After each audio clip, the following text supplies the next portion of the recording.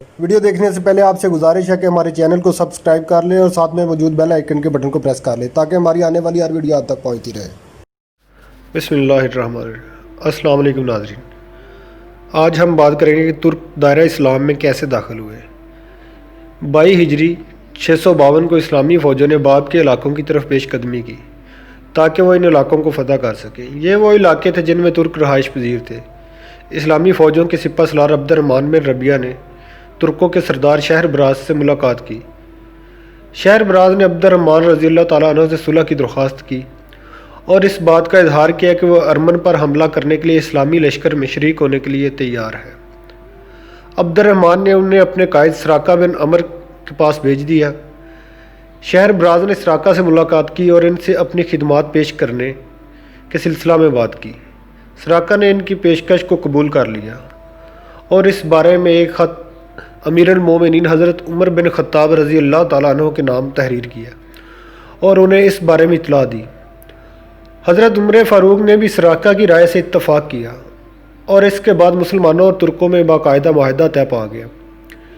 یوں مسلمانوں اور ترکوں میں کسی قسم کی جنگ نہ ہوئی، بلکہ یہ دونوں لشکر مل کر ارمن پر حملہ آور ہوئے اور وہاں اسلام کی اشاعت ہوئی۔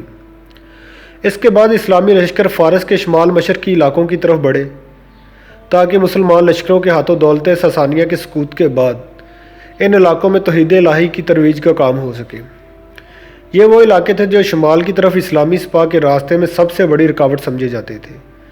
جب صلح کے معاہدہ کی بدولت یہ مشکلات ختم ہو گئی تو ان علاقوں اور ملکوں تک پہنچنے کی راہ ہموار ہو گئی اور ترکوں اور مسلمانوں کے درمیان ربط و ضبط پیدا ہو گیا۔ ترک اسلامی تعلیمات سے بہت زیادہ متاثر ہوئے اور اسلام قبول کر کے اسلام کی اشاعت اور غلبہ دین کے لیے مجاہدین کی صفوں میں شامل ہو گئے۔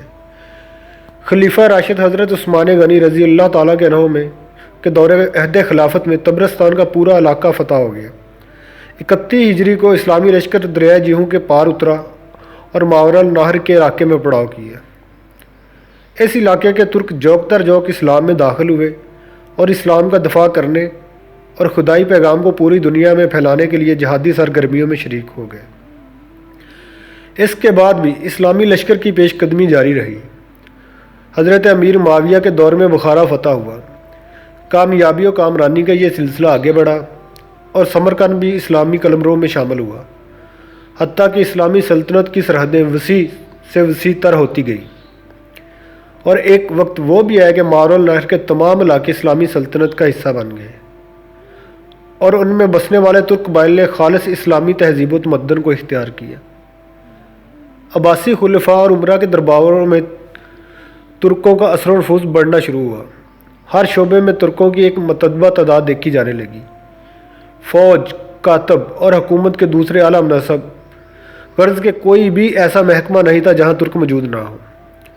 اپنی خدا داد صلاحیتوں اور اخلاص کی بدولت انہیں بڑے بڑے مناصب پر فائز کیا جانے لگا۔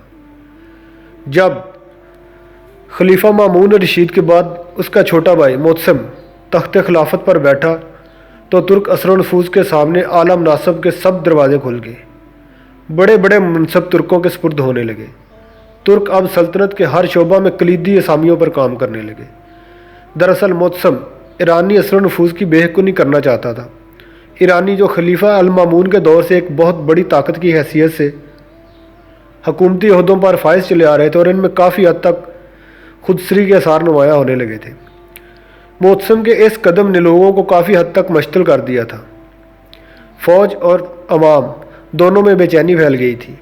یہی وجہ تھی کہ معتصم نے اپنے لیے ایک نئے شہر کی بنیاد رکھی جہاں اس کی ذاتی فوج اور غلام رہائش پذیر تھے۔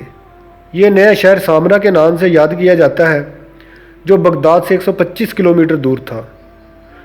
یوں اسلامی تاریخ کے اہم ترین دور میں ترکوں کو خلافت عباسیہ میں بہت ہی خاص اہمیت حاصل ہو گئی تھی۔